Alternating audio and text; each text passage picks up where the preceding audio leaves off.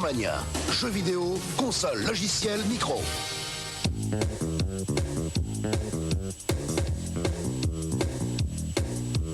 J'ai pas monté le son, j'ai pas monté le son.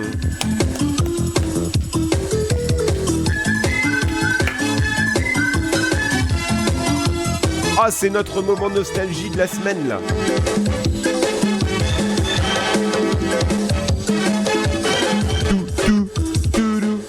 Salut à tous, Oh, il y a Danny Bolouk. bienvenue à toi Danny, tu arrives tout droit des États-Unis avec des jeux en avant-première et en exclusivité mondiale. Oui, notamment les tout derniers titres de Sierra. 5 jeux d'aventure qu'on retrouvera tout à l'heure. Pour l'instant, le concours de scénario avec un projet qui s'appelle Le Dernier Rêve. Le Dernier Rêve s'inspire un petit peu d'un film, Total Recall, avec Arnold Schwarzenegger. L'histoire, c'est l'histoire d'un garçon qui s'appelle David et qui se retrouve en 1995 dans une entreprise qui vend des rêves. Le seul problème, c'est qu'à peine endormi, l'ordinateur qui gère les rêves se dérègle et David se retrouve confronté aux cauchemars des précédents clients et à ses propres cauchemars. Arrivera-t-il à s'en sortir? C'est tout le but de ce jeu, qui, s'il est primé, sera développé sur CDI, sur compact disque interactif Philips, puisque Philips s'est engagé à signer une convention de développement avec l'auteur du projet gagnant sur CDI. L'auteur de ce projet recevra également une bourse de 30 000 francs offerte par le ministère de la Culture. Fanzine avec The Fun Flash Cool 2. The Fun Flash Cool 2, c'est un fanzine entièrement fait par des amateurs de micro-ordinateurs 16 bits. Au sommaire, des bidouilles, des articles avec une rubrique européenne, une rubrique beauf, des articles sur d'autres fanzines et sur Une rubrique beauf. le plus généraliste sur les films, les disques et les concerts des dernières semaines. Toutes les coordonnées de ce fanzine Avec du cul. 2 sur le 3615 FR3 rubrique Micro Kids. Mais pour l'instant, je vous propose de retrouver nos candidats qui vont s'affronter pour les 2 Mega Drive offertes par notre partenaire Micromania. Dans l'équipe numéro 1, Mathieu et Gilles, ils viennent de Kingersheim. Tu gagnes au Scrabble avec un truc comme ça. De Nicolas et Erwan, ils viennent de Villers-les-Nancy. Mathieu et Nicolas, est-ce que vous êtes prêts? Oui. Les mains en l'air. 3, 2, 1, top, c'est parti. Nos candidats jouent pour la dernière semaine sur le jeu Robocode sur Amiga, un jeu que vous devez commencer à connaître. Pour ceux qui auraient manqué le début, sachez que votre héros est ce personnage qui peut courir, sauter, nager et également s'étirer de manière impressionnante. Le but du jeu, désamorcer des pingouins qui ont été transformés en bombes meurtrières et menacent d'exploser. Mathieu et Nicolas vont jouer pendant toute la durée de l'émission sur ce jeu. Le vainqueur fera marquer 5 Oh points à son équipe. putain, il joue. 5 points viendront s'ajouter ou se retrancher les points des candidats quiz que nous retrouverons tout à l'heure. L'équipe gagnante remportera les 2 Mega Drive offertes par notre partenaire Micromania. Vous le savez, nos candidats jouent pendant 4 semaines sur le même jeu. Au cours de ces 4 semaines, un des candidats marquera un record. Et le vainqueur de ce record remportera un Atari ST Micro Kids offert avec les jeux Toki, Hudson Hawk et Robocop 3. Le tenant du titre pour l'instant, il s'agit de David qui habite Blois. Il a marqué un record de 1 307 500 points sur Robocode bien évidemment. C'est donc David qui est le mieux placé pour l'instant pour remporter l'Atari ST Micro Kids, mais tout peut encore changer aujourd'hui. Alors Dany, pas trop fatigué par le décalage horaire, tu reviens d'où exactement? Je reviens tout d'abord de Portland où je suis allé voir Dynamix pour leur prochain produit. Et finalement, j'ai terminé mon voyage par Sierra, d'où je ramène tous ces beaux jeux d'aventure. Le premier jeu dont tu vas nous parler, il tourne sur PC et c'est Getaway. D'Accolade, qui continue son incursion dans le jeu d'aventure. Et là, on joue le rôle d'un personnage. Ça se passe dans le futur. Hein. C'est inspiré d'un roman de Frédéric Paul, où on joue le rôle d'un personnage qui est un espèce de prospecteur, qui va sur des planètes pour essayer d'obtenir des minerais ou faire du commerce. Et là, les humains n'ont pas de vaisseaux spatiaux. Et ils ont piqué cette technologie à une civilisation disparue qui s'appelle les Ishi. Et en utilisant ces vaisseaux et en explorant les planètes, ils vont découvrir qu'en fait, les Ishi ont disparu parce qu'il y a eu une autre civilisation encore plus dangereuse qu'on appelle les assassins. Donc notre but, justement, c'est de découvrir où est-ce qu'ils sont et de les neutraliser. Une bonne qualité graphique? Oui, évidemment. Je ne sais pas s'il sera très bien animé, en tous les cas c'est très beau. Ça sort quand? J'ai pas beaucoup d'éléments là-dessus, disons que ça va rentrer, en septembre, à la rentrée. Le deuxième jeu, il est français, il est signé Infogrames et il s'appelle Eternam. Oui, et alors ça fait très plaisir de présenter un jeu français qui a de la gueule, il faut le dire. On n'en a pas souvent. Et Eternam, ce qui me plaît dans Eternam, c'est ils ont repris un des meilleurs aspects de Draken, c'est ce voyage, une espèce de scrolling continuel multidirectionnel que l'on a dans le paysage du jeu. Et c'est l'étendue du jeu. Il y a plusieurs îles, enfin à explorer, qui correspondent à plusieurs thèmes, égyptiens, high-tech. Et le personnage, dont le système est un petit peu à la Sierra, évolue dans un monde plein de mystères qu'il doit élucider. Il doit, paraît-il, délivrer le fils d'un baron. Ça tourne sur PC et c'est prévu pour quand ?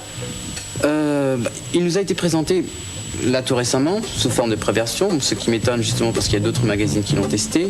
Mais quand on reçoit une version aussi avancée, il faut attendre 1 ou 2 mois en principe pour en sortir. Le troisième jeu, Lorabo 2. Alors, moi, c'est mon préféré.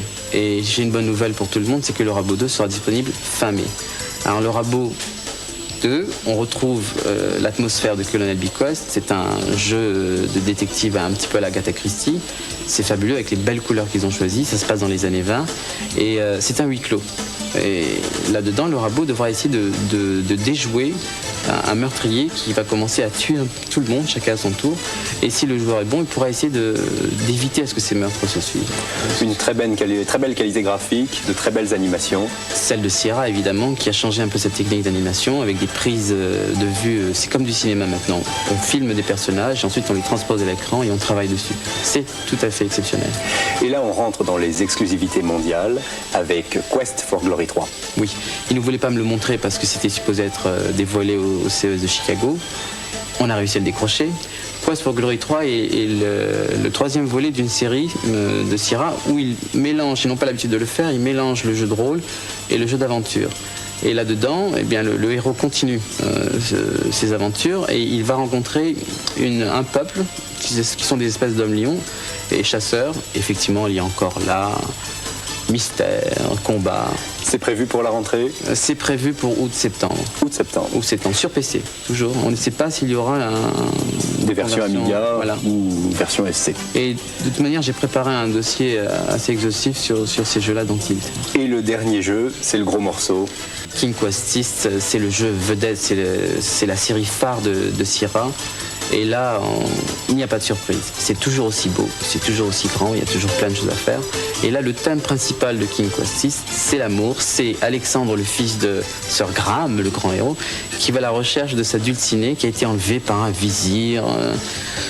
L'histoire classique, mais on aime ça, alors on continue, quoi. Et puis de très beaux graphismes, et c'est prévu, comme toujours. C'est prévu pour quand ? C'est prévu pour septembre, celui-là, sur PC également. Merci Dany. La prochaine étape, c'est Chicago avec le Consumer Electronics Show. Voilà. Et là, effectivement, il y a encore des petites surprises parce que je le prépare déjà. Bon, mon prochain CES de Chicago. Classe. Desert Strike d'Electronic Arts sur Mega Drive propose plusieurs missions qui se déroulent pendant la guerre du Golfe. Aux commandes de votre hélicoptère, vous allez devoir braver 1000 dangers pour rendre service à votre patrie. Le jeu en question. La vue aérienne dévoile des paysages désertiques agréables. Donc là, vous voyez, par exemple, bon, c'était la mer, donc les programmeurs avaient donc décidé que c'était le vert. Le de bord vous révèle la nature. Et ça peut changer, vous voyez. Pour des graphismes clairs et sobres. Malgré un scrolling un peu élevé, les animations sont de bonne qualité. Le scrolling, c'est le déplacement du décor par rapport à votre personnage. Les explosions ont été particulièrement soignées. Une note de 16 sur 20 pour l'animation. La musique est inexistante. Le jeu est seulement agrémenté de quelques bruitages succincts qui ne valent pas plus de 10 sur 20. Les commandes de l'hélicoptère sont assez souples, mais il vous faudra un peu de temps pour vous adapter à la vue en perspective. La jouabilité est de 14 sur 20. Un bon 15 sur 20 finalement pour Desert Strike, un jeu intéressant et assez inhabituel dans sa conception. Bien qu'il y ait un peu trop de temps mort pour les fans du shoot 'em up, il plaira sûrement aux mordus d'hélicoptère. Teenage Mutant Ninja Turtle 2, le arcade game de Konami sur NES, est l'adaptation du jeu d'arcade du même nom. Seul ou avec un ami, vous choisissez une des 4 tortues mutantes et en avant pour l'aventure. Les graphismes pour une NES sont au-dessus de la moyenne, mais sans plus. Certaines séquences comme l'électrocution sont amusantes. Une note correcte de 13 sur 20 pour les graphismes. Regardez comme ces robots courent dans tous les sens, des adversaires redoutables. Ces immenses et menaçantes boules noires dévalent les escaliers avec rapidité. Le jeu bénéficie d'une bonne animation, 14 sur 20. On retrouve la musique du dessin animé durant tout le jeu et les effets sonores sont convenables.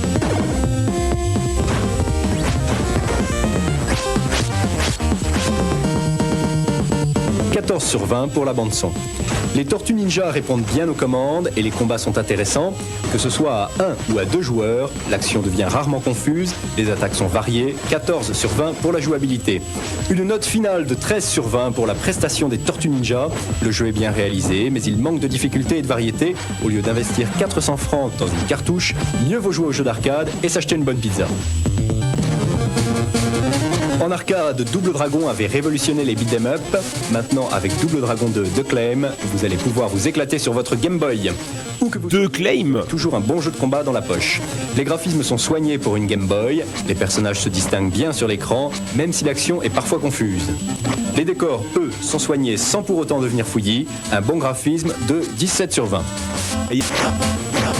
Les animations lors des combats sont de bonne qualité, le scrolling n'est pas impeccable, mais il ne faut pas trop en demander. Les nombreux sprites, c'est-à-dire les personnages ou les objets animés Dixit ma concierge, ont des mouvements convaincants. Une note de 16 sur 20 pour l'animation. Les bruitages et les musiques ne sont pas de reste, écoutez un peu.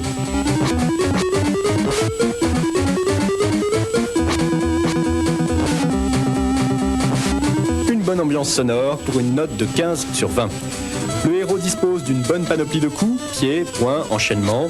Il y a de quoi faire quelques bonnes petites bagarres de rue sans être lassé dès le 3e adversaire. Les 2 boutons de la Game Boy sont bien exploités, le personnage répond avec exactitude aux commandes, la jouabilité est de 17 sur 20. Double Dragon 2 est un excellent beat'em up qui obtient une note finale de 18 sur 20. Il y a de l'action, c'est bien réalisé et la difficulté est bien dosée. Les boss de fin de niveau sont particulièrement coriaces et impressionnants, un des meilleurs jeux dans sa catégorie sur Game Boy. Hérité d'une très bonne note. Et hop, encore un shoot 'em up sur Amiga. Il s'agit d'Alien World de chez Hi-Tech. À l'instar du jeu Orc de Psygnosis, vous incarnez ici un alien à l'air menaçant qui va devoir affronter ses congénères dans une lutte à mort. Les graphismes d'Alien World sont fins, mais manquent de couleurs et de variété. Notre note, 13 sur 20.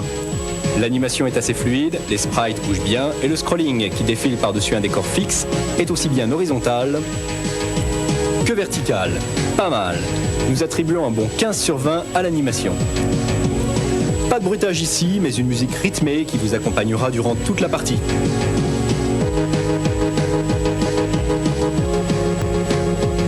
Marche pas. Sans avoir rien d'exceptionnel, la bande-son mérite quand même un 14 sur 20. La partie n'est pas facile, mais avec un peu d'entraînement, on s'en sort très bien. Méfiez-vous particulièrement des monstres qui se décrochent du plafond pour se jeter sur vous. 16 sur 20 pour la jouabilité. Notre note finale d'intérêt, 13 sur 20, sans prétendre égaler des grands jeux comme Project X ou Apidia. Alien World est un shoot 'em up honnête et qui a l'avantage d'être vendu à petit prix, environ 150 francs. Décidément, les shoot 'em up se font de plus en plus nombreux sur Amiga ces temps-ci. Voici l'un des plus beaux, Apidia de Playbyte. Les graphismes d'Apidia sont différents de ceux du shoot 'em up moyen. Ici, vous dirigez une abeille qui affrontera des moustiques, des escargots, des guêpes, ou encore des chenilles dans sa lutte impitoyable pour la survie. Les graphismes sont beaux et réalistes. Notre note, 16 sur 20. L'animation est de très bonne qualité, le scrolling est plein écran et tous ces insectes se déplacent avec une fluidité digne des jeux sur console, avec quelques rares ralentissements. Notre verdict, 17 sur 20 en animation. La bande sonore est assez classique et n'amène pas de remarques particulières.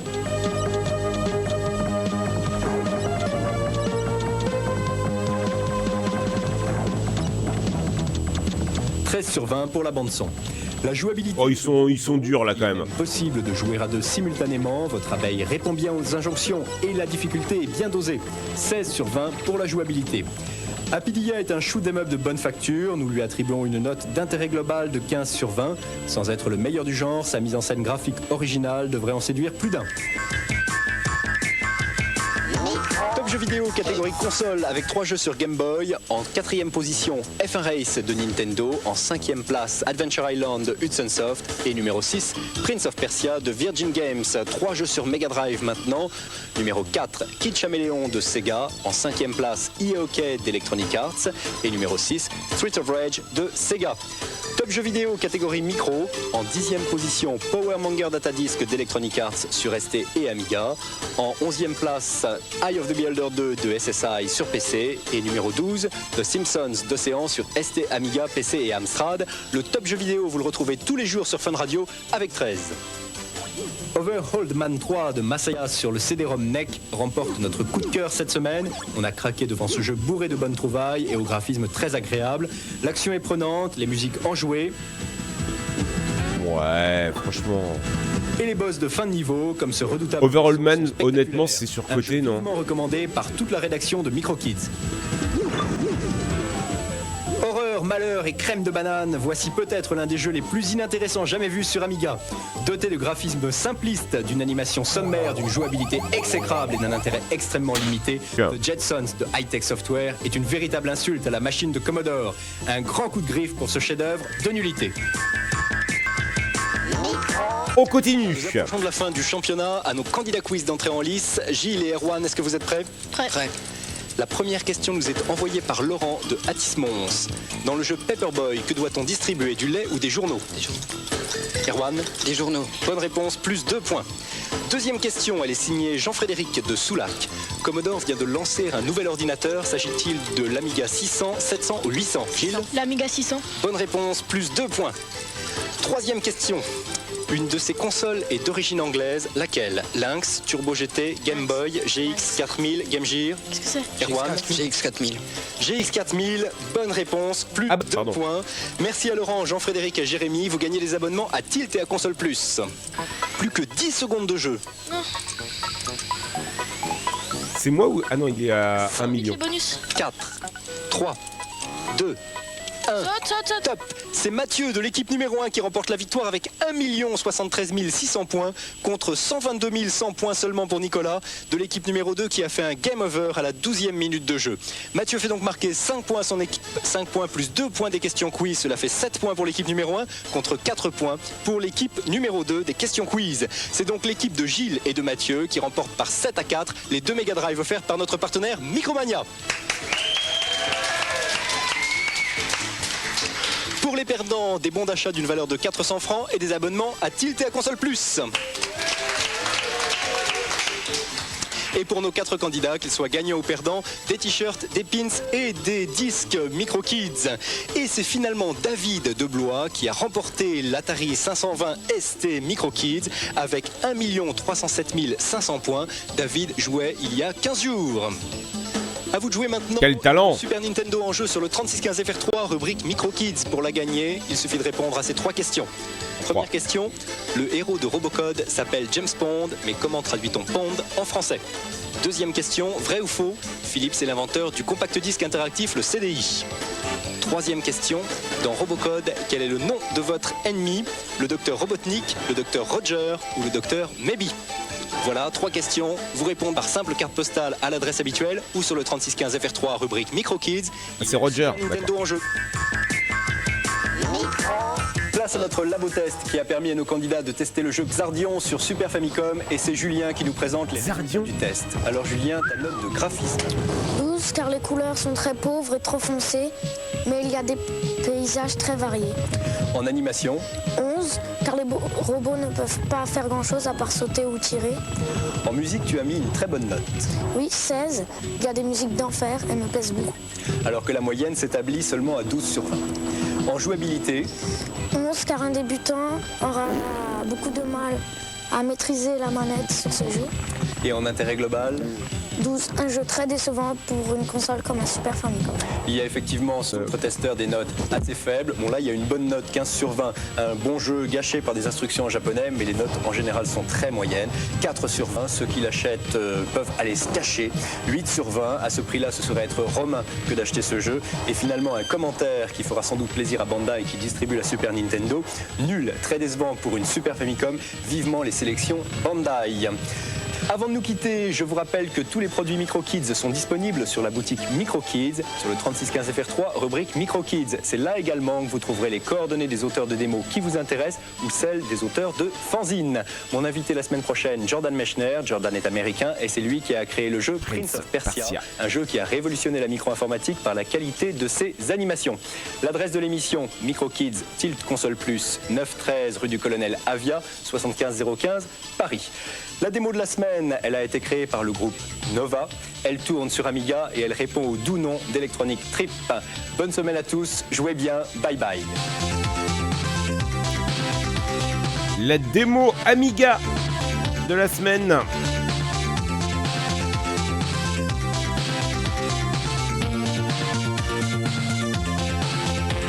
Et salut à Trombe, bienvenue.